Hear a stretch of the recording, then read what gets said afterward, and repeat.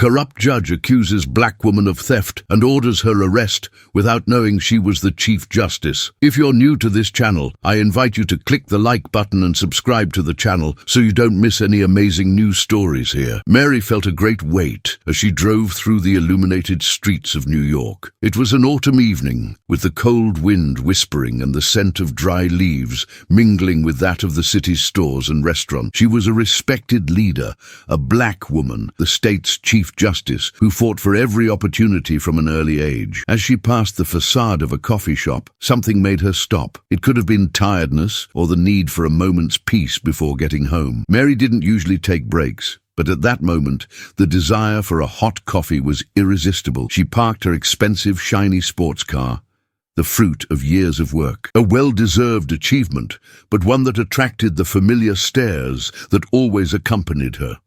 As she got out of the car, Mary noticed the stares and already sensed them. Admiration and envy, accompanied by silent judgment. She ignored them and walked steadily to the café.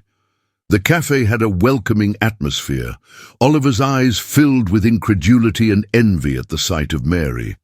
An elegant, confident black woman was sitting quietly enjoying her coffee. For him, watching a woman alone, at ease and clearly successful, was almost an offense.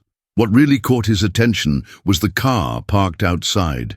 Mary's sports car attracted stares from afar, shiny, strong, and expensive. Oliver couldn't understand how a black woman like her could legitimately own something like that.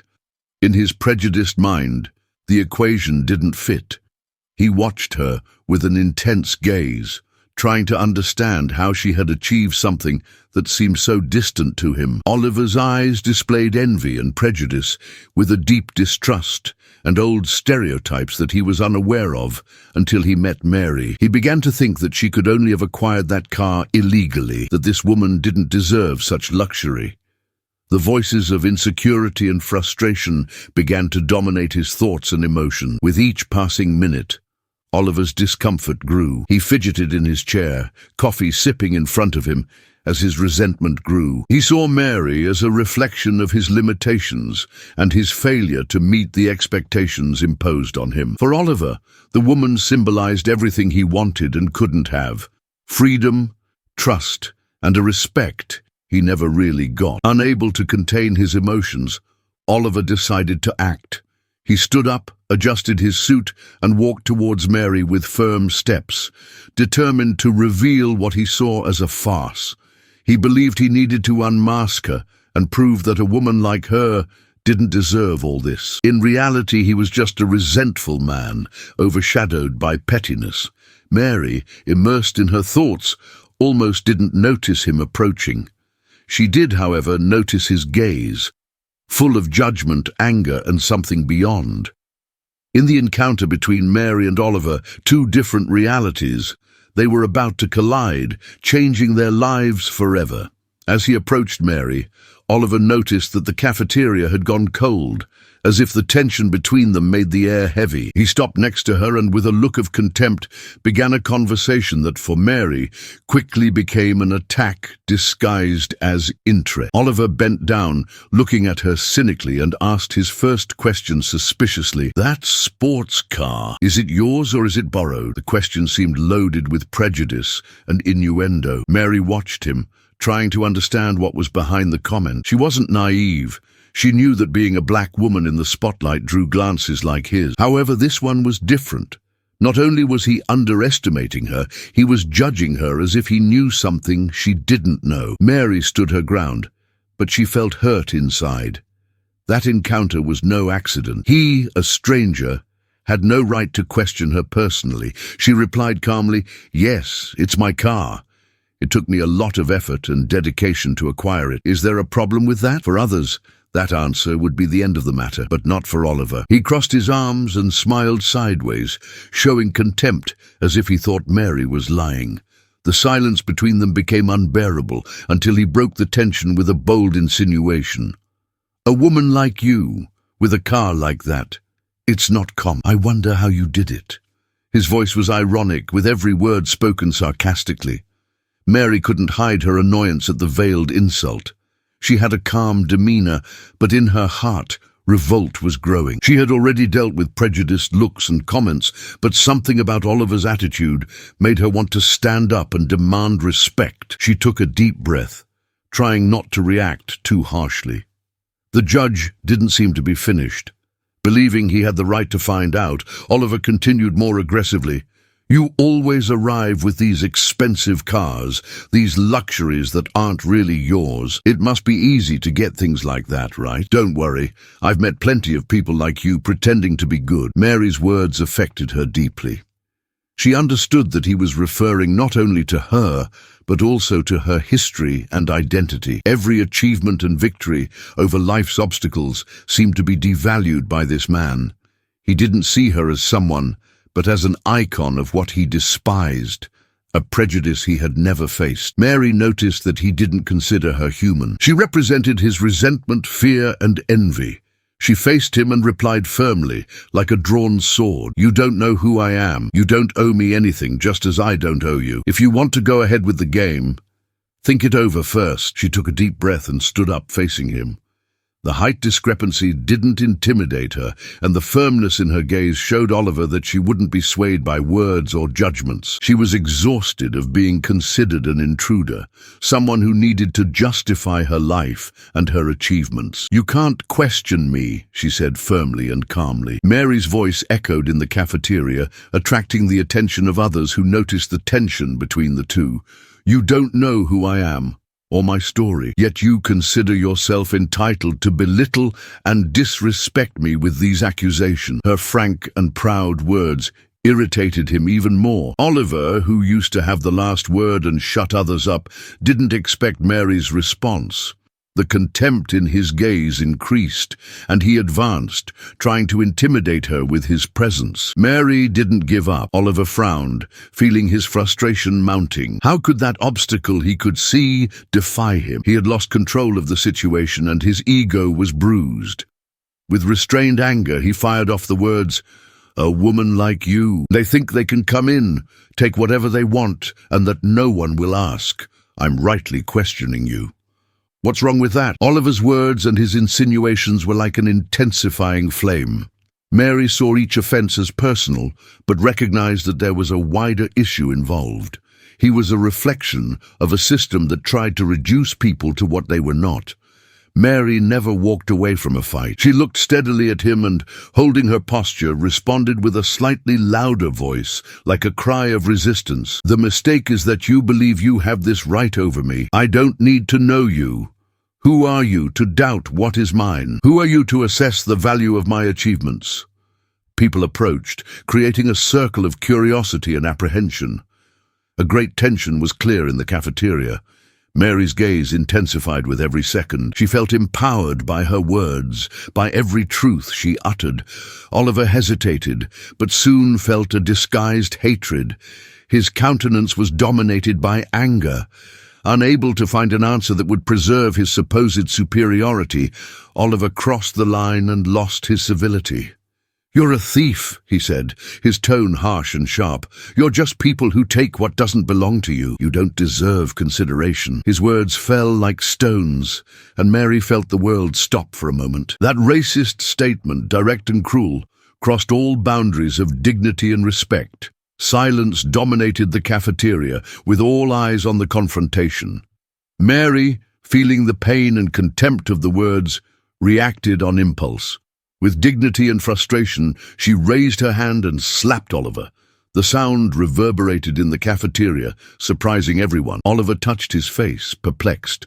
No one had ever challenged him like that, especially not with a slap. For him, that was the worst offense, especially in public. His eyes were filled with hatred, and he almost roared, "You'll pay for that." People watched in shock, some paralyzed, others trying to shout for help, but the violence made the reaction uncertain. Oliver showed resentment, as if he was taking revenge, not just on Mary, but on the frustrations he had accumulated throughout his life. His attacks weren't just physical. They sought to destroy everything she symbolized: resistance, conquest, dignity. He wanted to hurt not only her body, but also her soul. He wanted to see her shattered. Mary tried to defend herself, but Oliver was much stronger. Every blow she took caused pain and disbelief. She couldn't understand how someone could have so much hatred and act so cruelly. The stares were piercing, but Mary persisted. Despite trying to shield her face from the punches, her spirit remained strong. She recognized that as well as being a physical issue, it was a fight for her dignity and humanity. Every second of the assault felt like an eternity, and the pain spread throughout her body. She felt blood in her mouth, her arms were heavy, and her legs were shaking, but her mind wouldn't let go. Inside her, a voice cried out for her to resist and not allow someone like him to destroy her. The pain was intense. Her thoughts were confused. The sounds became distant, as if she were sinking into darkness and despair. The cafeteria staff, now recovered, rushed to help. 2 security guards held Oliver back, trying to pull him away, while other customers helped Mary to her feet. Oliver struggled to get rid of the security guards, spitting insults that revealed his anger and prejudice. "You deserve nothing. You are nothing," he shouted as the security guards restrained him. He seemed to be in a trance of rage, where all that mattered was humiliating Mary. The look in his eyes expressed a rare contempt, a hatred usually hidden by his image as a respectable judge, but which now showed itself in a cruel and shameful way. Mary, with the support of a few others, finally stood up. Her face was swollen and bloodied, her breathing labored, and her eyes blazing with indignation. Wounded, she raised her face proudly, proving that he hadn't broken her. She stared at Oliver, showing contempt and disgust. At that moment, Oliver, filled with rage, shouted again in a voice trembling with hatred, "I'm going to eliminate you. People like you deserve no respect and will never have what I possess. You are thieves." His words cut through the air, but Mary was undeterred. She lunged forward, disregarding the pain and blood dripping from her face.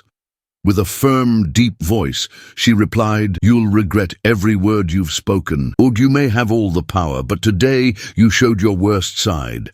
I'm going to make you pay for this." Oliver, restricted by the security guards, hesitated for a moment.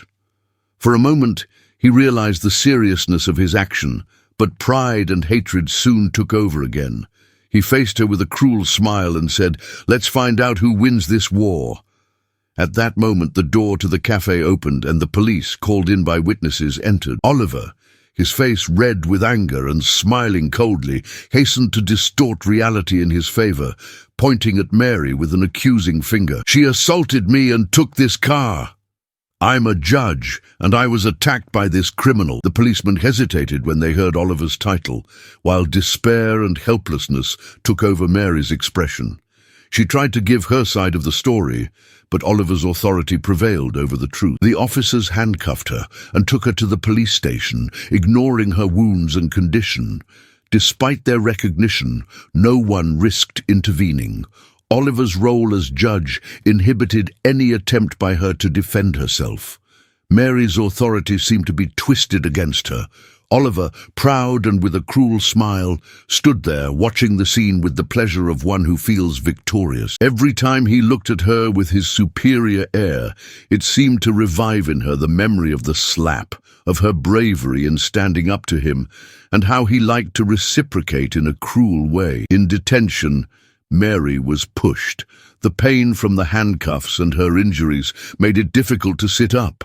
She took deep breaths, trying to stay calm and focus on her breathing to avoid anguish. Mary alternated between horror at what had happened and disbelief at her situation. She, who had fought against injustice, was now trapped in a nightmare of prejudice and oppression, suffocated by the system she had dedicated herself to. When the darkness seemed total, murmurs and hurried footsteps echoed in the corridor. In the midst of the confusion, Mary heard the voice of Eric, her husband, bringing a thread of hope. He had arrived. He, her rock-and partner, who knew her wounds and victories, was there to save her from that hell. Eric entered the room with intensity, his face reflecting concern and anger. Seeing Mary like this, his face became more rigid. Eric's eyes showed pain and anger. He had never thought he would see his strong and determined wife in such a humiliating situation. For him, this wasn't just justice, it was something very personal. He felt that every wound on Mary's body affected him deeply. Eric approached her and, as he gently touched her face, sought to offer comfort even though his heart was devastated. He looked at the policeman with restrained indignation and, in a low, threatening tone, said that he would demand justice. He would not allow anyone to go unpunished for what they had done to his wife. Then Gavin, Mary's lawyer, arrived. His determined face showed that he was ready to use every legal weapon he had. Gavin, shrewd and experienced, knew well who Oliver was and how he exploited the system to his advantage. As well as being a competent professional, he was a loyal friend of Mary's and wouldn't stop until the absurd situation was resolved. He looked at Eric and, with a quick nod, indicated that he was there to sort everything out. Eric and Gavin helped Mary, reminding her that, despite the humiliation and violence, she was not alone. Seeing them, she felt her indignation turn into a deep desire for justice. That episode would be the last time someone tried to belittle her without suffering consequences. Gavin and Eric helped free Mary from detention. She left the scene looking at Oliver, who was still standing there watching from afar. He still wore a cruel smile, but when he saw Mary's expression, a doubt, perhaps fear, appeared on his face. She approached him, each step painful because of her injuries, but with the determination of someone who wanted to overcome any barrier. She stopped in front of him, took a deep breath, and, in a low but firm tone, said something he would never forget. "You've made the biggest mistake of your life, Oliver. I will ensure that justice is done, and you will pay for every moment of the humiliation you have caused me." Oliver, who enjoyed her suffering, seemed to flinch at Mary's threat. In her eyes, there was something he couldn't understand, challenging his certainties and pride. He quickly pulled himself together, making a sarcastic and arrogant comment to soften the effect of her words. Mary didn't need anything else there. With the support of Eric and Gavin, she left the police station, bruised and humiliated, but with new determination. As she left the police station, Mary, still shaken by the humiliation and aggression, met the worried gaze of Eric, her husband, who was waiting for her outside. Eric, an army lieutenant, was firm and controlled, but when he saw his wife beaten, his emotional armor almost broke. His eyes watched every detail of Mary's face, noticing the bruises, swelling and trembling that she tried to disguise. He felt an intense, controlled rage, a desire for justice and protection that consumed him. He approached Mary, but not in a hurry. Eric approached cautiously, holding her gently by the shoulder, afraid of hurting her more. His touch conveyed warmth and strength, something that Mary felt enter her weary soul, like an anchor bringing her back to reality, to her center. Wounded, Eric's presence invigorated her. Eric's intense, painful gaze communicated everything without the need for words. He led her to a nearby bench where Mary could rest and breathe. Eric knelt down next to her, holding her hand carefully. Eric's face showed anger and sadness, anger at what she had been through and sadness at seeing his loved one in that situation. "I'm sorry, Danny," he murmured, his voice shaking, as if he were apologizing for something beyond his control.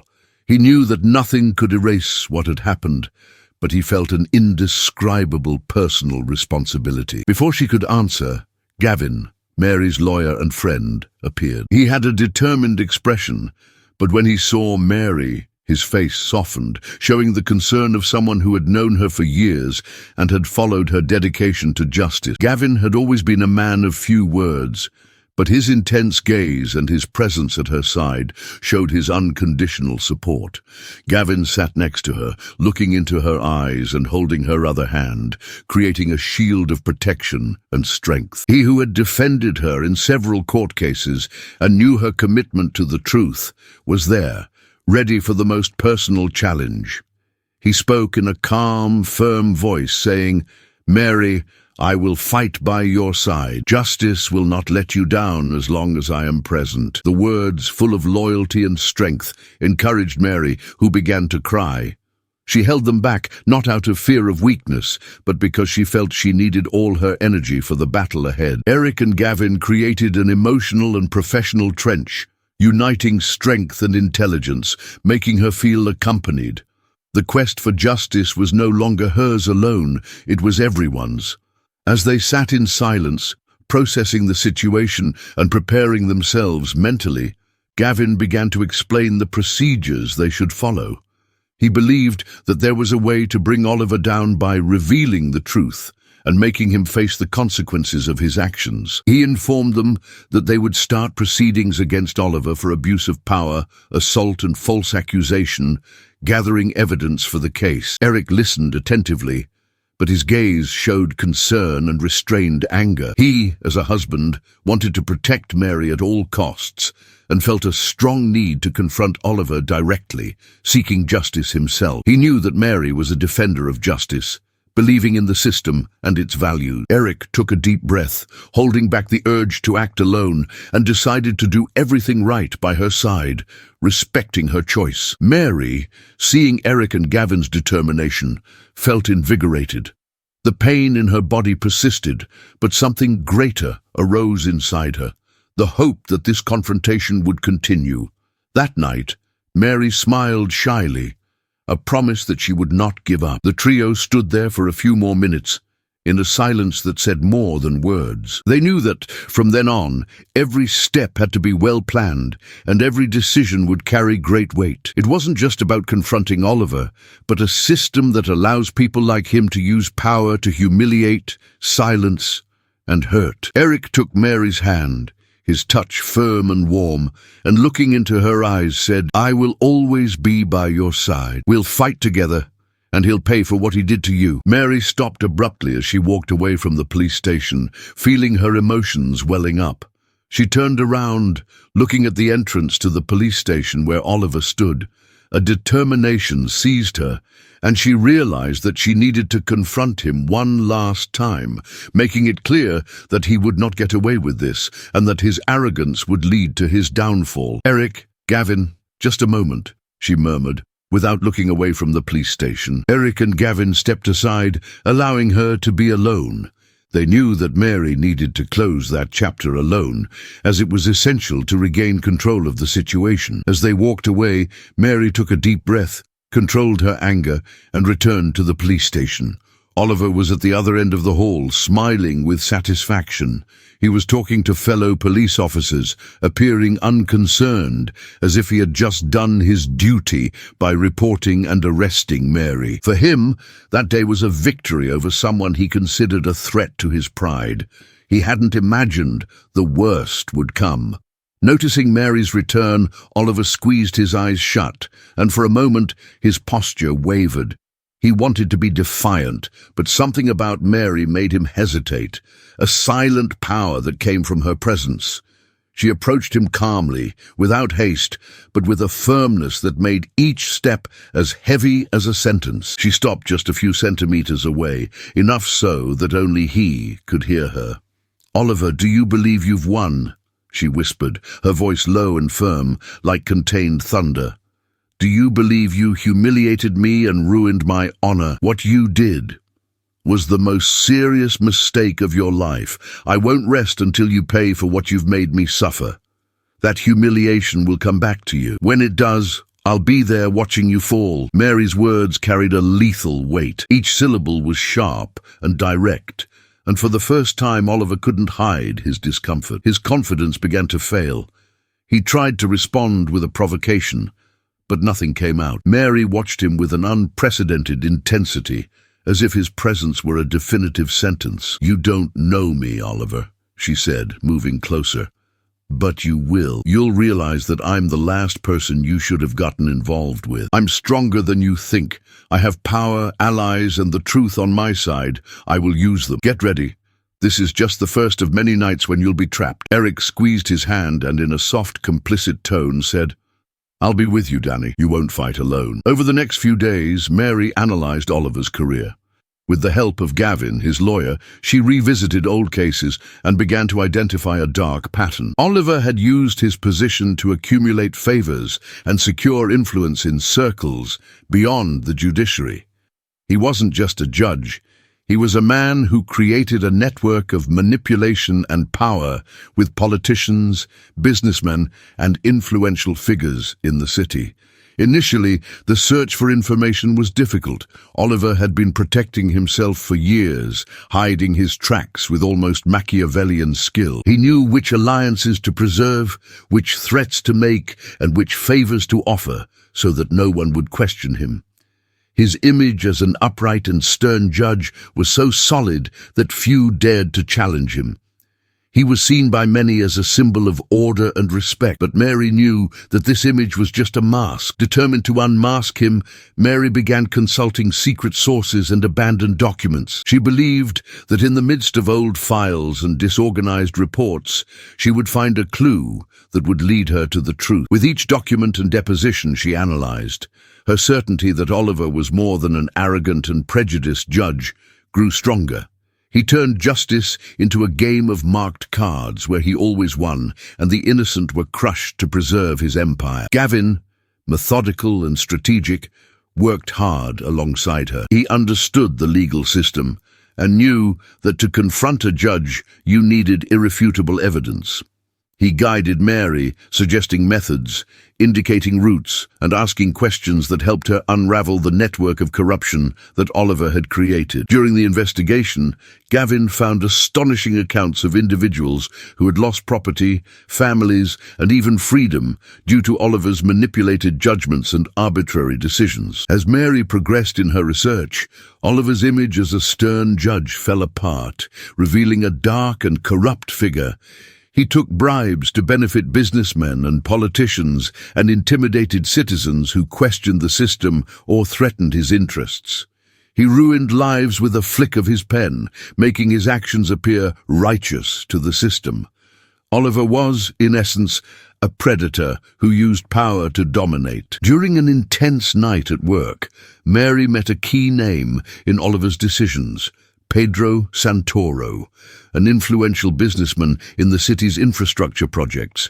While reviewing documents with Gavin, Oliver's signatures appeared on Santoro's documents, allowing quick approvals for suspicious deals and court decisions that benefited the businessman. There was a symbiotic relationship between them, an exchange of favors that supported Santoro's fortune and Oliver's power. Mary and Gavin realized that they had discovered a chance to unmask Oliver conclusively. They focused their investigation on the link between him and Santoro, where they could find concrete evidence of corruption that would expose the judge once and for all.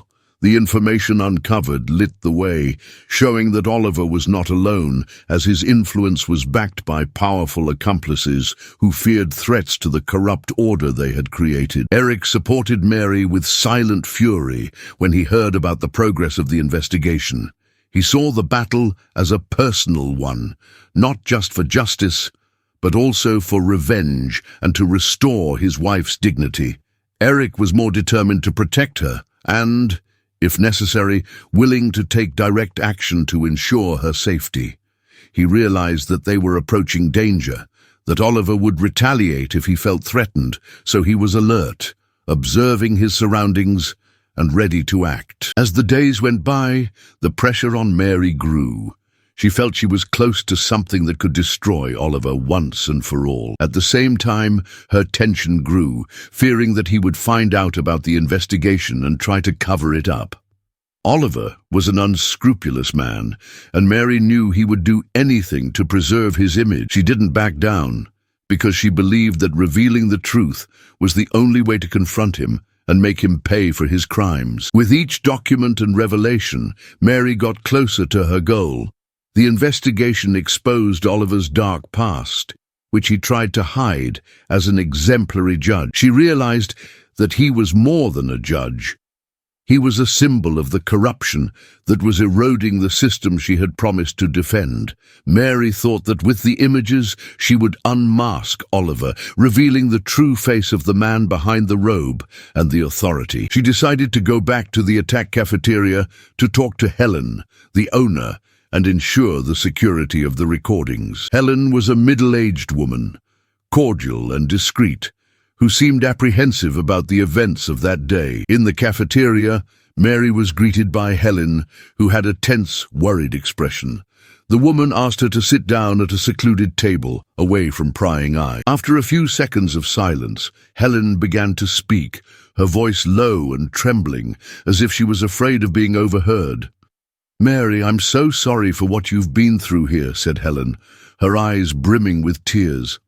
"I tried to preserve the recordings, but there were threats." Mary quickly recognized the seriousness of the problem. Helen's words showed that what had happened that night was more than a personal clash.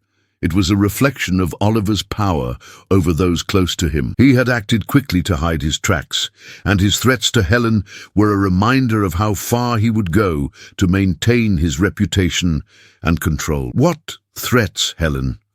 Mary asked calmly, her eyes on the cafe owner. Helen took a deep breath and observed before answering. Her voice was almost gone due to the guilt and fear she felt. "Oliver sent people here.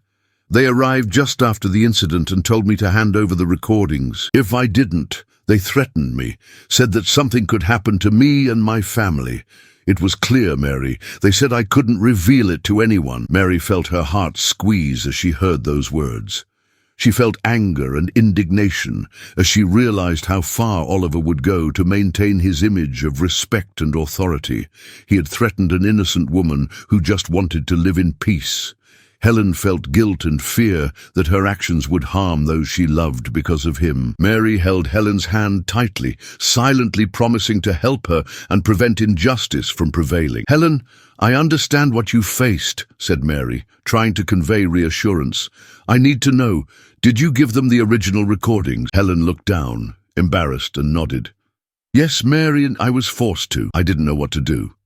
They took the recordings and returned an edited version, cutting out the part where Oliver attacked her. "They only left the part where you respond." The revelation left Mary frustrated and helpless.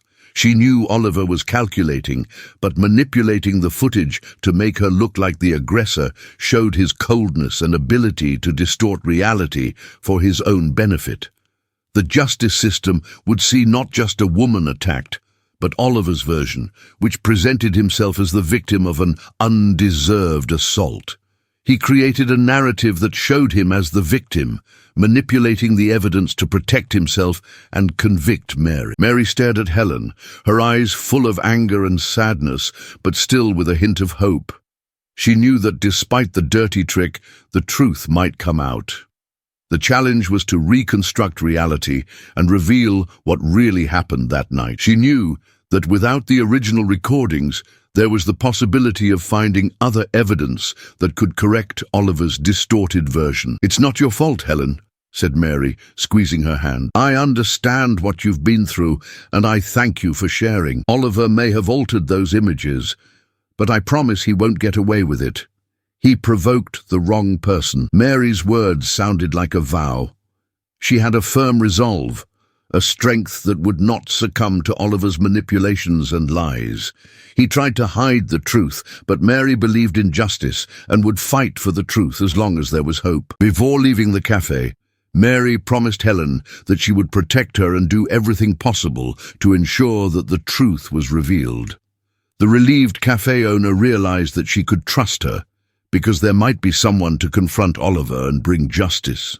Mary shared all her new discoveries with Eric at home. Eric's face grew more serious with every word. The idea that Oliver had threatened Helen and her family to protect his position disgusted him. For Eric, the issue was a personal war, not just a legal battle. Eric decided it was time to act, because Oliver had assaulted Mary, distorted justice, and threatened innocent people. The helplessness of seeing his wife hurt and humiliated turned into a dangerous determination. Eric, due to his military background and strong sense of duty, had always been protective of Mary. At that moment, the side of him that he wanted to protect at all costs activated intensely. He knew that Mary wanted justice in the courts, but he also felt that while they were searching for evidence, Oliver might try to manipulate the system again. Eric decided to confront Oliver personally and prepared to visit him, hoping to convince him to stop making threats. That evening, Eric went to Oliver's house, a posh mansion in an exclusive neighborhood of the city. He knew that security would be increased, but he also knew ways to get in and stand out without being interrupted. When he arrived, one of Oliver's security guards tried to stop him. Eric, with his firm posture and assertive voice, made it clear that he wasn't there to negotiate. After a quick conversation, the security guard, noticing Eric's firmness, announced his arrival and took him into the house. Oliver was waiting in the living room, sitting in a leather armchair, looking calm, as if he knew the reason for his visit. When he saw Eric, his face smiled cynically, trying to unsettle Mary's husband. He understood that Eric was defending his wife, and this act seemed to him to be a display of weakness and defiance. "So the lieutenant came here," said Oliver, sarcastic and contemptuous.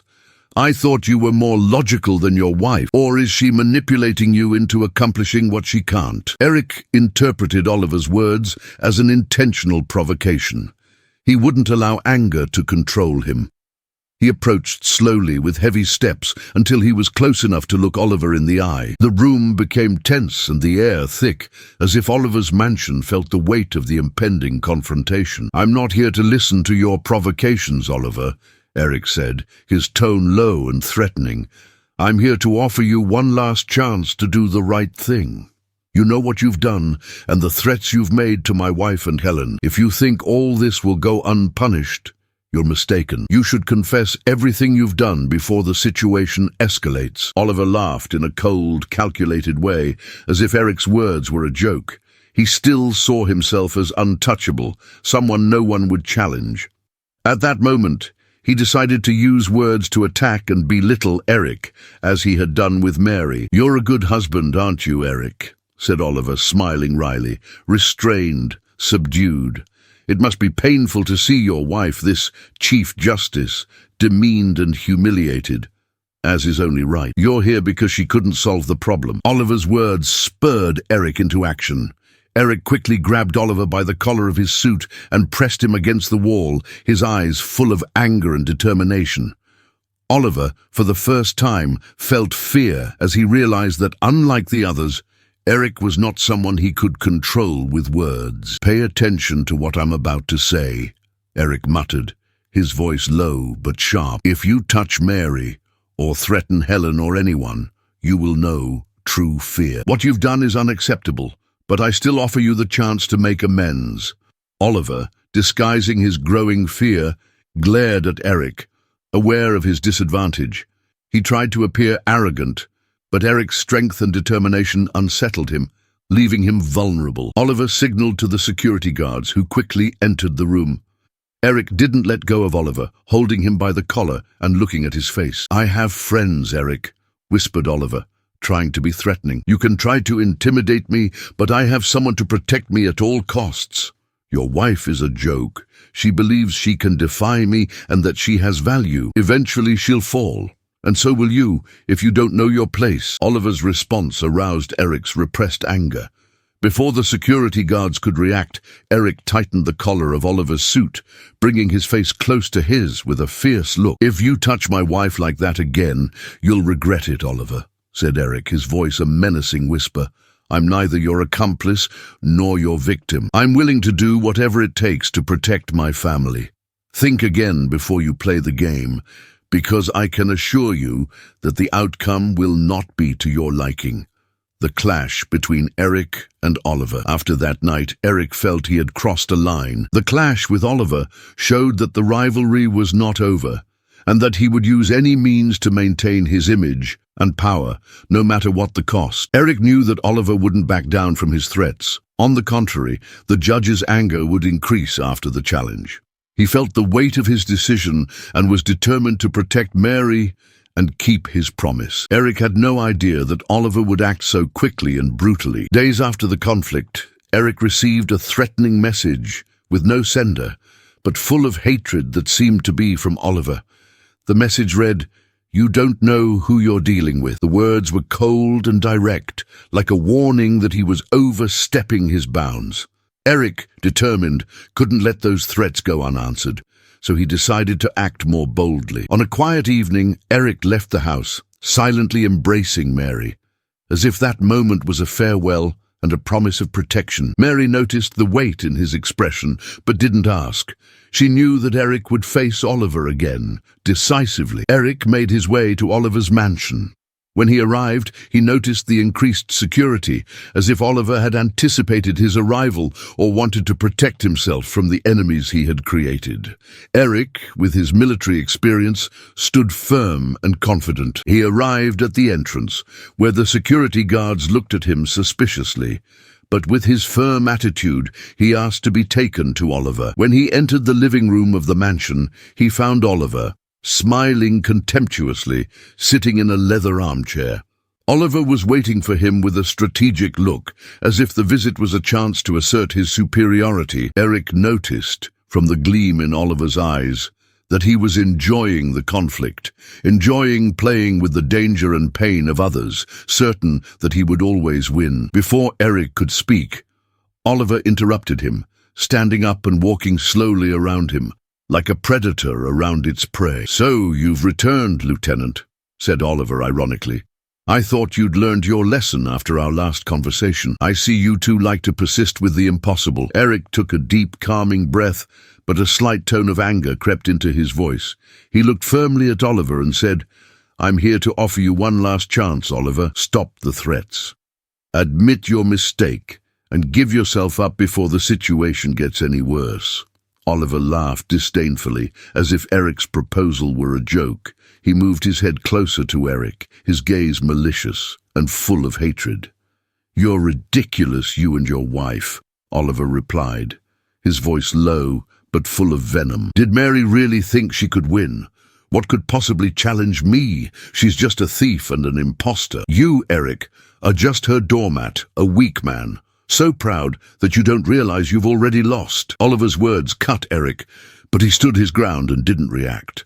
Oliver's tone as he spoke of Mary with hatred aroused a fury in Eric that he rarely showed. Oliver, with a cruel smile, challenged Eric to act. "Do you think you're going to get anything here?" urged Oliver. "I control everything, Eric. The police, the lawyers, and the system are in my favor. You and Mary are nothing. You have no dominance. No impact. You're just two unimportant people who think you can challenge me." The provocation was intended to entangle Eric in his arrogance and manipulation. Instead of backing down, Eric felt his determination rise, along with an uncontrollable rage. Without warning, he advanced towards Oliver, his face changed by anger and contempt. "You made a bad mistake, Oliver," Eric whispered menacingly. "You chose the wrong person. I'll make sure you pay for every word, lie, and threat." Oliver, realizing the gravity of the situation, took a step back, discreetly pressing a button on his watch. 5 security guards entered the room, surrounding Eric at gunpoint. Oliver, smiling triumphantly, raised his head, believing he had turned the tables once again. Eric didn't hesitate. With his military experience, he drew his gun, determined not to be intimidated. The outnumbered security guards were more agile. One of the men wounded him in the leg, and Eric felt intense pain, bringing him to his knees. Oliver approached slowly, victorious, as if his conquest were a prize. "Did you see that, Eric?" said Oliver, leaning over to look him in the eye. "That happens to anyone who gets in my way. You think you're invincible, but I'm in control. You're just obstacle." Despite the intense pain in his leg, Eric looked at Oliver with contempt. He knew that Oliver could have won that fight, but he was far from winning the war. Mary was more determined than ever. The truth was about to be revealed, and despite Oliver's attempts to manipulate her, she was running out of time. The security guards pulled Eric out of the house and threw him into the trunk of a car. Oliver, with a cold smile, ordered them to take him away and leave him as a final humiliation. Eric was in severe pain, but his determination grew with every second of the ride. It wouldn't be the end. He would fight to the end to protect Mary and reveal Oliver. After a long time, the security guards cruelly dumped him in front of his and Mary's house. The pain was intense, but when he saw Mary approaching, he felt relief and a passing peace. She knelt beside him, distressed as he struggled to stay awake, knowing that every moment with her was worth any suffering he had been through. "What's happened, Eric?" "Talk to me, please," said Mary, her voice shaky and her gaze distressed. With an effort she held his hand, noticing its softness and strength, and with a weak smile that disguised the pain whispered, "It's not over, Danny. Oliver won't escape. I promise we'll win. Eric, please stay with me," she whispered, worried, as she pressed on his leg to stop the bleeding. He opened his eyes with effort and squeezed her hand. Even there, Eric was trying to send one last message of support and loyalty, reaffirming that he was by her side in that darkness. His gaze revealed a promise that he would not back down and would resist whatever it took. Mary quickly called the ambulance, and while they waited, she held his hand, trying to remain calm in the face of intense fear. Oliver attacked Eric not just to hurt him, but to threaten him, showing that he could get to him and his family without hesitating to act so that they wouldn't get in his way. When the ambulance arrived, Mary took Eric to hospital. The journey was long, quiet, and filled with a tension she had never experienced before. She didn't know if she was going to lose the man she loved, and that idea distressed her. Eric was her support, the partner who had always been by her side in her struggles and decisions. He was wounded and vulnerable, a victim of Oliver's fury. She knew she couldn't let that attack go unanswered. At the hospital, Mary waited anxiously while the doctors tended to Eric. Every second seemed like an eternity as she tried to understand what had happened. It was more than a physical attack. It was a warning. Oliver had made it clear that he would use violence and manipulation to protect his position. Mary felt fear and anger, wanting to protect Eric and confront Oliver. From then on, the fight would become more intense, a war between her and the man who seemed ready to destroy anyone who threatened his interests. After a few hours, the doctor finally informed Mary of Eric's condition. He was stable, but the injury to his leg would require a long and careful recovery. Mary experienced relief and pain simultaneously. Eric would survive, but the attack would leave deep physical and emotional scars on both of them. When she entered Eric's room, she saw him awake, pale, but with a steady gaze. He tried to smile at the sight of her, but the pain prevented his face from relaxing. Mary approached him, holding his hand, feeling both grateful and sad for the suffering he was going through. "Eric, rest," she said, gently but concerned. "Let me take care of this. I don't want you to suffer anymore." Eric shook his head, indicating that he wouldn't be left out. His voice low and weak, he replied, "Danny, I'm with you until the end. I won't let you face this monster alone." She felt that tears were about to fall, but she held back. Eric wouldn't give up. He was stubborn and determined.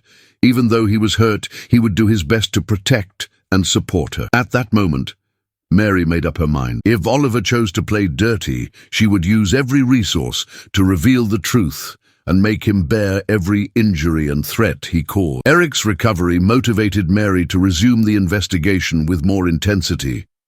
She knew that time was against her, that Oliver might try again to manipulate the system to protect himself. She now had an advantage: the information about the security cameras in the neighboring store that Helen had revealed. This could be the final piece of evidence that would reveal Oliver once and for all.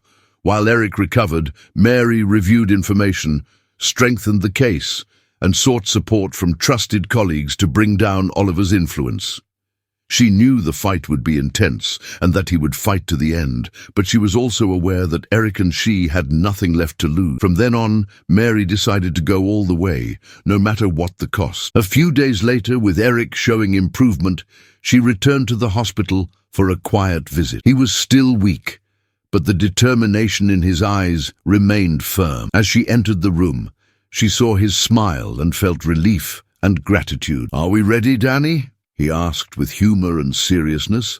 She smiled slightly and squeezed his hand, feeling stronger than ever. The final battle against Oliver was approaching, and with Eric by her side, she was ready to face the challenges. Oliver's attack had left its mark, but it had also strengthened Mary and Eric's resolve, uniting them in the fight for justice. As Mary left the hospital, she realized that a new chapter was beginning. While Eric recovered in hospital, Mary worked hard to strengthen her case against Oliver, determined to reveal his corruptions and cruelties. The following days were heavy, and the nights long and lonely, marked by the silence of the internal struggle she faced to hold herself together. The figure of Oliver, with his coldness and ability to ruin lives without hesitation, seemed to influence her every decision and move. One silent morning, Mary's phone rang. Helen's trembling voice brought hope and urgency. Helen, the owner of the café where the attack took place, asked Mary to meet her. She had something important to say, which could change the fate of the battle Mary was facing with all her might. Upon hearing the request, Mary felt her heart race. She knew that Helen was facing Oliver's threats and that a new meeting meant great risk. Helen was willing to share her discoveries, showing courage and resilience. Mary agreed, and the two arranged to meet in the afternoon in a private place, away from Oliver's gaze and possible eavesdropping. When she arrived, Mary saw Helen sitting in a secluded corner of a small park. The cafe owner's face was pale and her gaze uneasy, showing her fear of being in that situation. Seeing Mary approaching, Helen took a deep breath, as if ready to reveal a secret that was consuming her. "Mary, I know it's risky, but I couldn't keep quiet any longer," Helen said quietly, almost whispering, afraid of being overheard. "After everything, I realized I had to tell you what I found out." Mary sat next to her, her heart racing, ready to listen to anything that would help her discover the truth about Oliver. Helen took a deep breath and told her what she had discovered.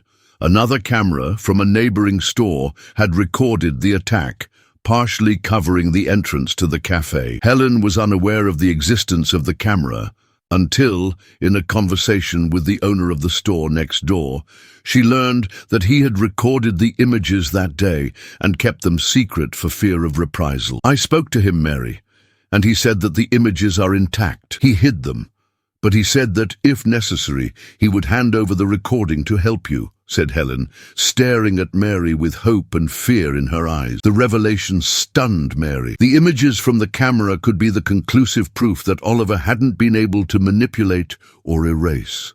The chance to get a recording of the attack without Oliver's edits brought hope back to Mary, who feared losing it. She squeezed Helen's hands, touched that the simple, courageous woman had decided to face her fears in order to support her. "Helen, you have no idea how much this means to me," said Mary, moved.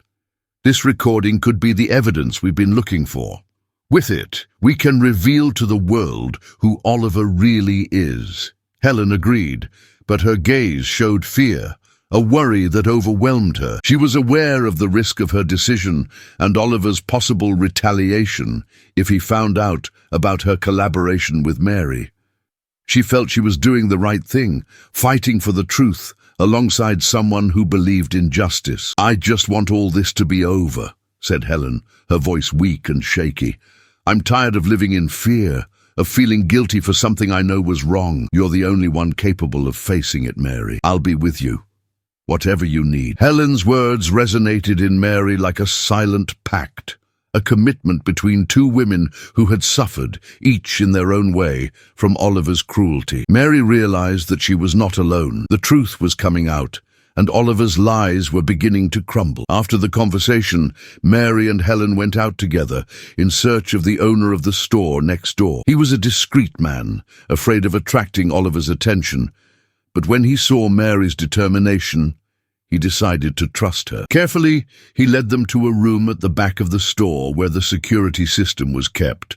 Mary felt both relief and indignation when she saw the recordings. The images clearly showed the moment of the attack, unedited. The footage showed Oliver's approach, his confrontation with Mary, and the beatings he put her through. Oliver could no longer deny what he had done, not with those images. Mary thanked the store owner for his bravery and promised to protect him and Helen from reprisals. With the recording, she felt closer to her revenge and, above all, to the justice she wanted for everyone Oliver had hurt. With the evidence that revealed the truth, she could confront him definitively. Leaving the store, Mary felt a renewed vigor.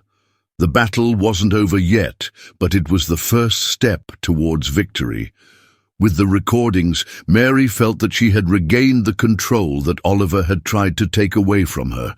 The evidence was the final element that completed the truth. The images showed the unbelievable truth of Oliver's attack and his prejudice and arrogance in treating her. She had the evidence that could bring down the empire of lies and corruption he had created. Mary, together with Eric and her lawyer Gavin, began the complaint. Every detail needed to be reviewed and every piece of evidence organized so that the case against Oliver would be incontestable. The fight would not only be judicial, but a public battle, where she would show who the judge who pretended to be a symbol of justice really was. The complaint they were drawing up was more than a personal reckoning. It was a protest against corruption and abuse of power, a demand for truth and dignity. Over long nights and tiring days, Mary and Gavin analyzed all the documents, testimonies, and especially the recordings from the store next door. The images revealed Oliver's cruelty in a direct and undistorted way. The scenes clearly showed a man who used power to hide his evil. With each recording and analysis, Mary felt both relief and indignation. He knew that his suffering had not been in vain. Now he could face him on his own ground.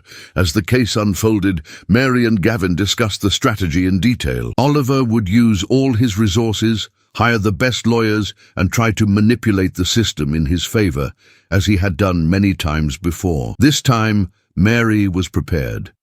She had the support of Eric, whose presence stabilized her in the midst of her emotions.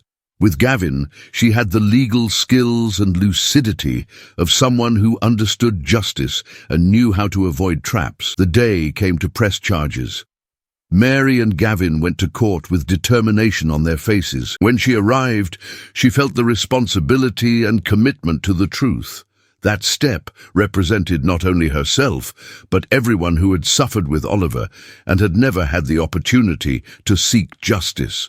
Her sense of duty was reinforced by the support of Helen, who under threat handed over the recording, and the store owner, who risked his safety to expose the truth. As she entered the courtroom, Mary noticed looks of curiosity and silent admiration. Many knew about the incident, but few knew the details or the evidence she had gathered. With the complaint, Mary felt the pressure of expectation. Her action gave hope to some, but provoked fear in others, especially those connected to Oliver, who saw her as a threat to his power.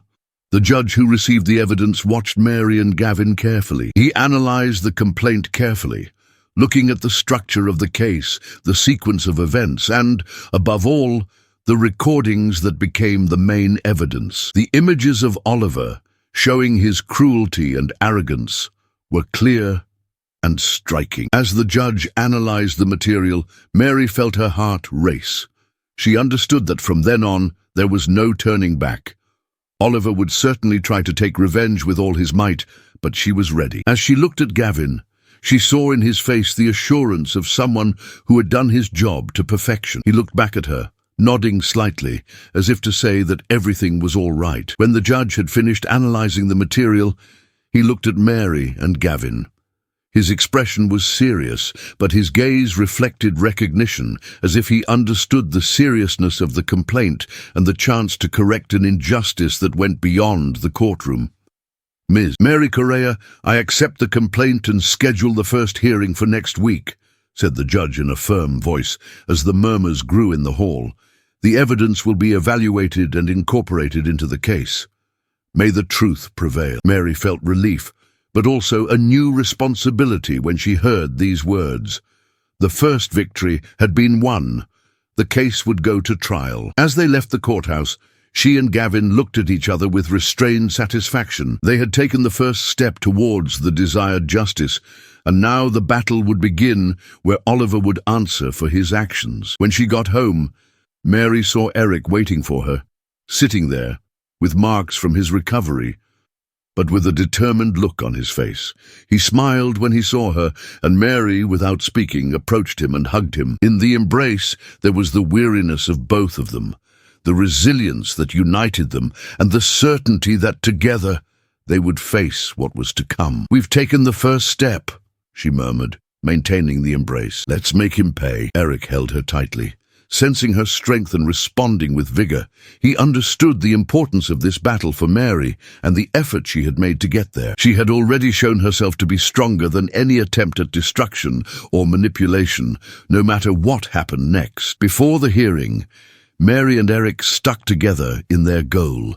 With the details reviewed and the evidence in hand, Mary was ready to face Oliver on his home turf. He had used the court for his abuse, but now would be where he would fall. The day of the trial arrived with the anticipation and tension of an imminent battle. Mary, anxious and confident, entered the courtroom with Eric and Gavin.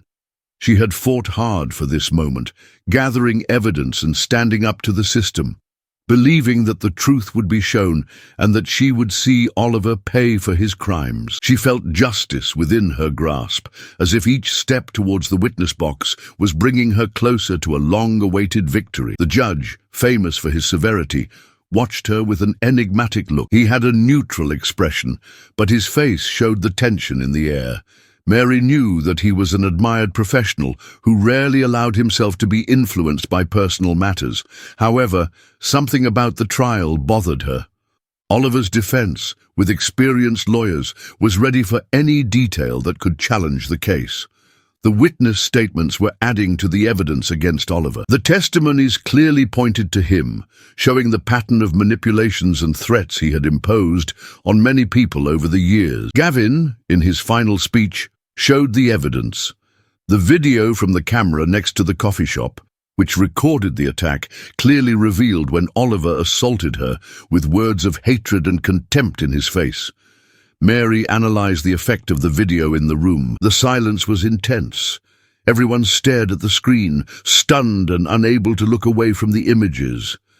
Oliver's brutality and coldness were clear. She felt the tension in her shoulders ease and her hope rise. Those images could convince the judge and unmask Oliver. Then something surprising happened.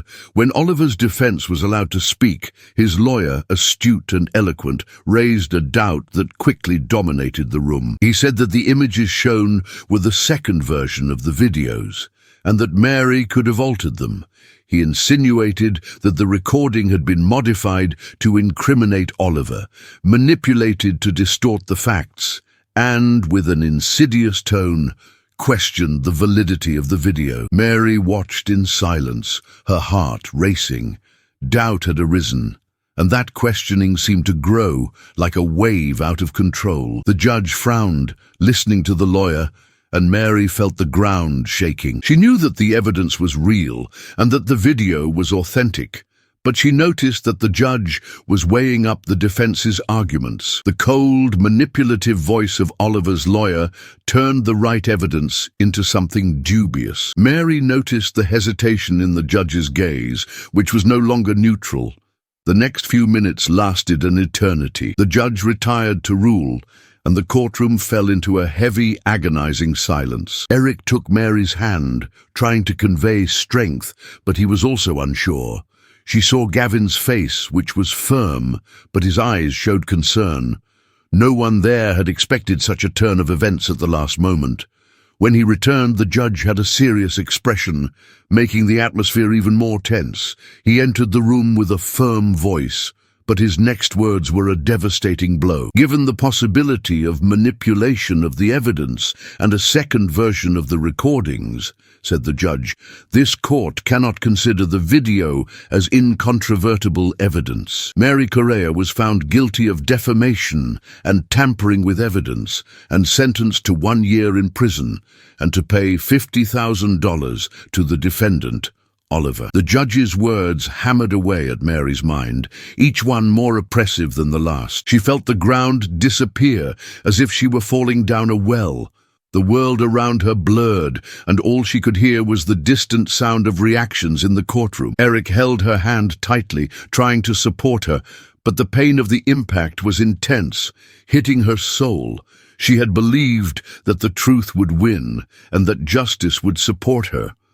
But at that moment, she felt that her fight had turned against her. As she was led from the courtroom, she felt Oliver's cold gaze on her as he flashed a subtle smile of victory. He didn't need to speak. His triumphant expression and arrogant look said it all. Mary, who had fought to reveal her lies, was now the prisoner, the victim made guilty. The system she had believed in had been rigged against her, and Oliver had been victorious once again. When she was taken to her cell, she felt powerless. She felt cheated not only by the court, but by all the justice she had supported. In the cold cell, the silence seemed to remind her of her defeat. There was nothing more she could do. Her hopes were dashed, and Oliver's name haunted her like a victorious shadow over her suffering. In that moment of solitude, Mary saw the cost of the battle she had faced. She felt the injustice and the fear that it would all be in vain. On hearing of Mary's conviction, Eric felt his heart being torn apart. He was recovering in hospital from his injuries, sustained in the confrontation with Oliver's security guards, when a friend of Mary's brought the verdict. The words resounded in his mind: convicted, manipulation of evidence, 1 year in prison.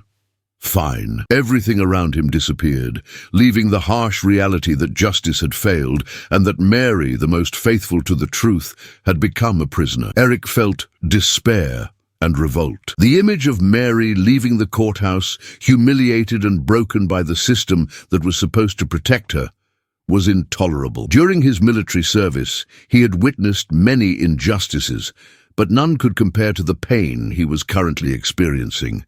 Oliver, the man who destroyed everything, was free. Mary, beaten, humiliated and wrongly accused, suffered for trying to reveal the truth. In hospital, Eric was silent for hours, but something was changing inside him. Love for Mary became deep anger and an intense determination that made physical pain irrelevant. He knew that Oliver had manipulated the system, using power and money to distort the truth and ensure his victory. For Eric, it was an offense against justice and an unacceptable betrayal. When he was discharged, Eric immediately went to Mary's prison, despite his movements still being limited by his injuries. When he saw her through the bars, he noticed the sad look on her face, but also the resilience. This was the woman he loved and who had fought against everything to defend her dignity. She was strong, but Eric could see the sadness and disappointment in her eyes. "Eric, I don't know what to do," said Mary, her voice trembling, almost whispering.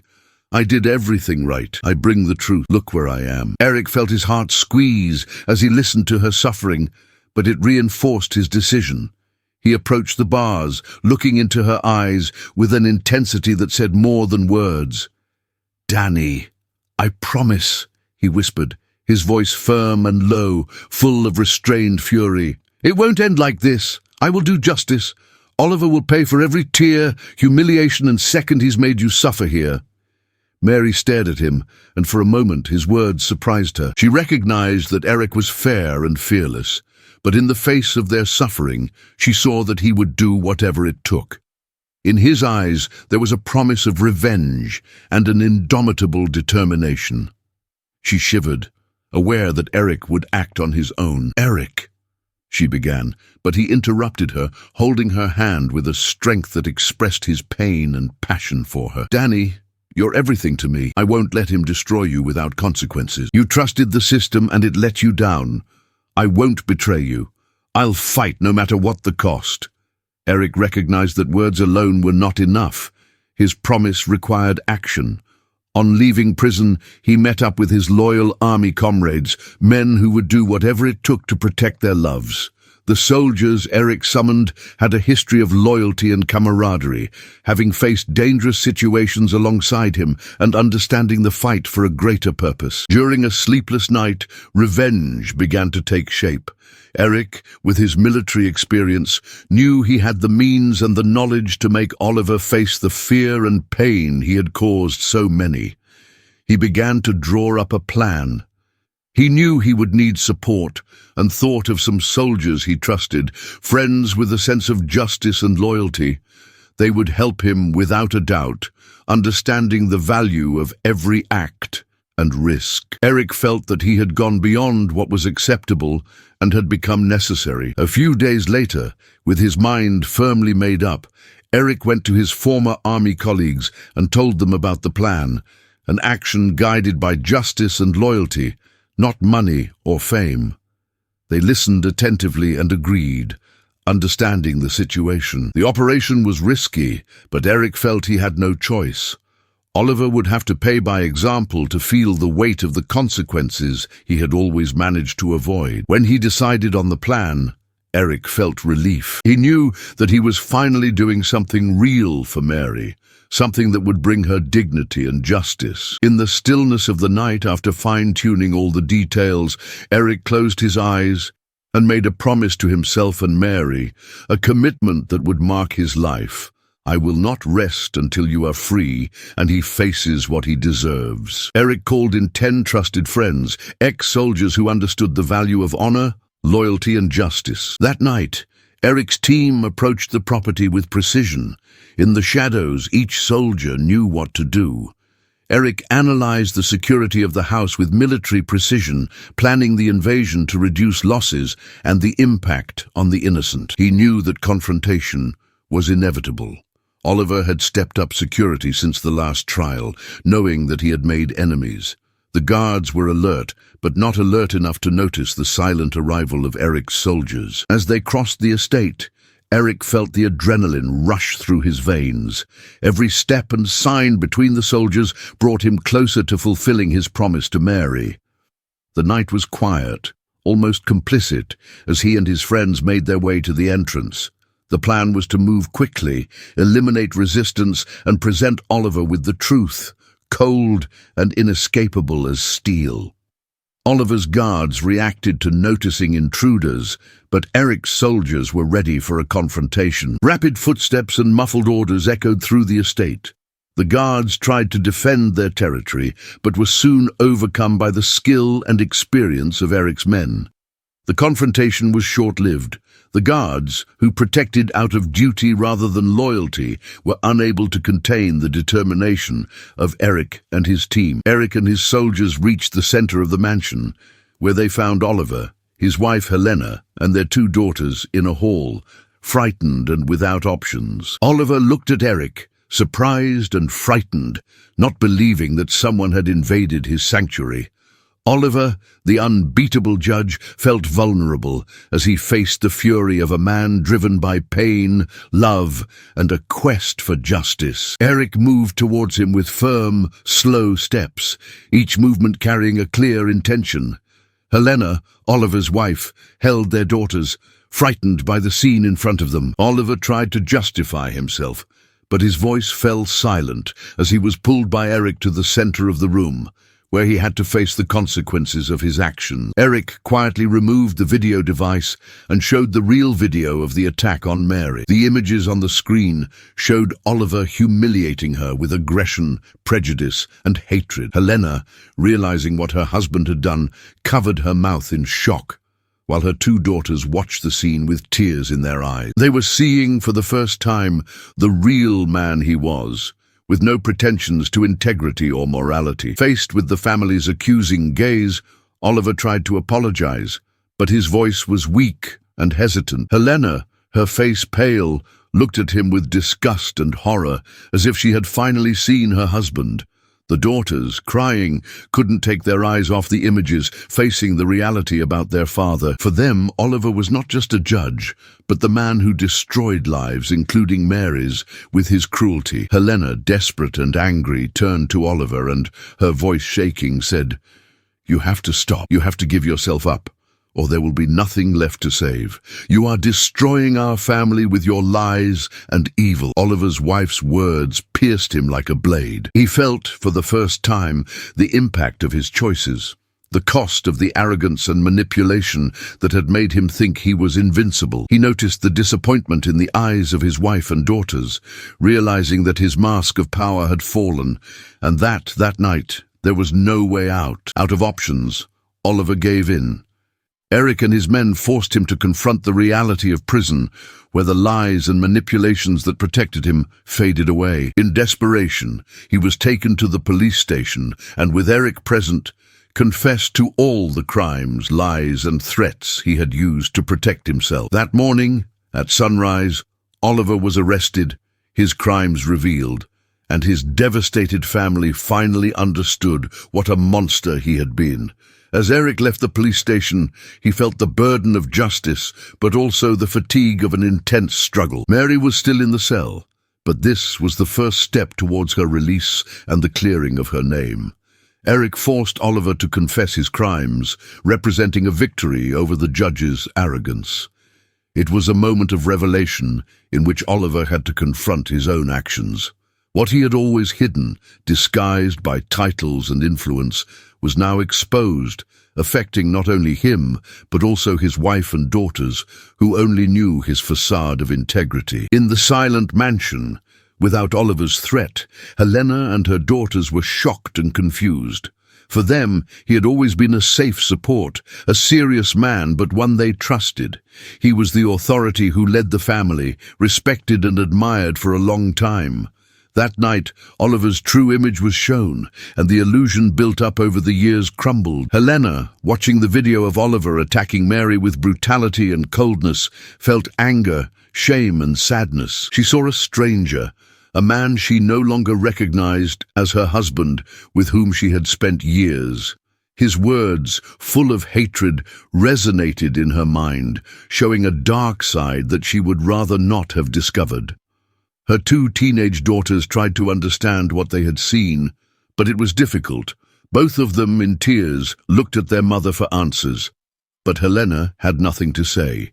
She didn't know what to say or how to calm the fear she saw in their eyes. She knew that the truth that had been revealed was final, and that from then on, everything would change. Helena stayed up all night, sitting in the quiet room, constantly replaying the words and images from the video. Despite her attempts to justify and understand, nothing made sense. It wasn't just the horror of Oliver's attack on Mary, but also the knowledge that for years she had lived with such a cruel man who based his power on fear, violence, and manipulation. Helena was a silent accomplice, albeit without realizing it.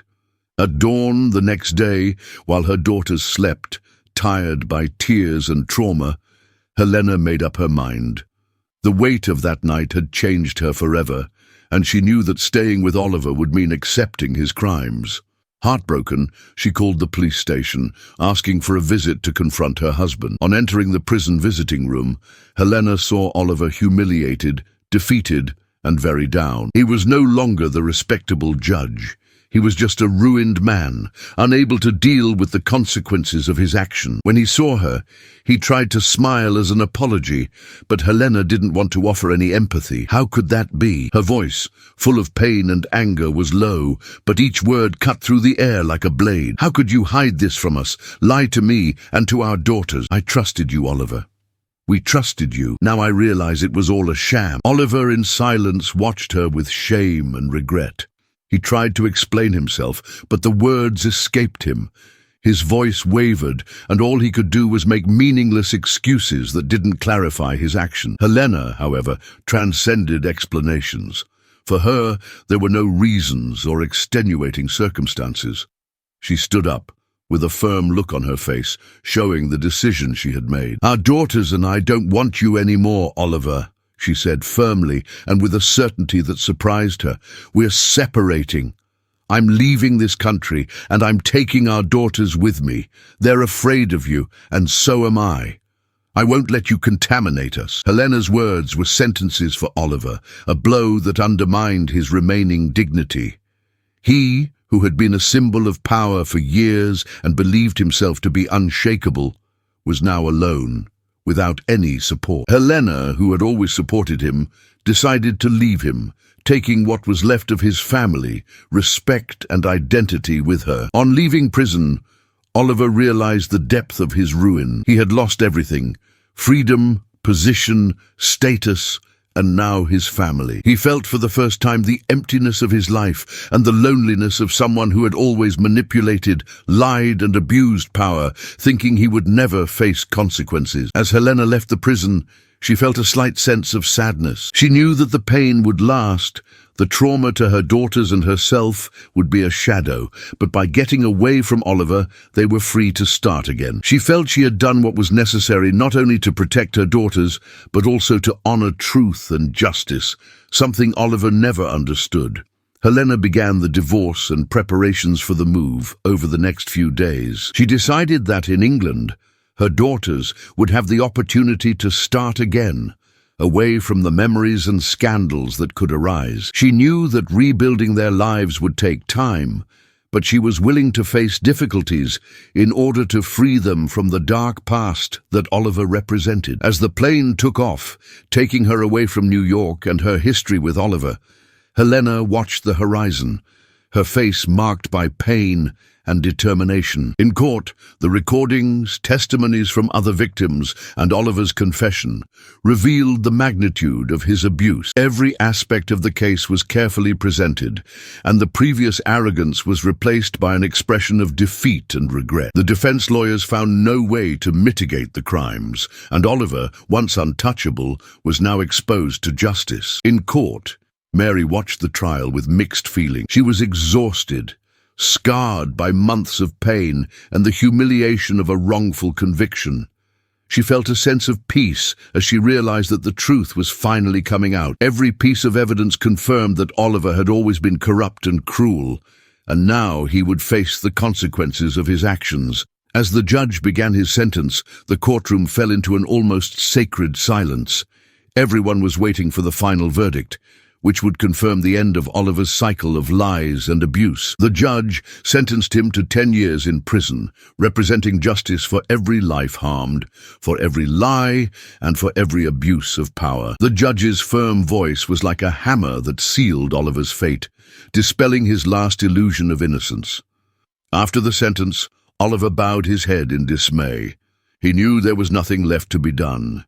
He was a lonely man, left by his wife and daughters, without power or prestige. The room rose in silent relief and triumph, and Mary felt as if a great stone had been lifted from her chest.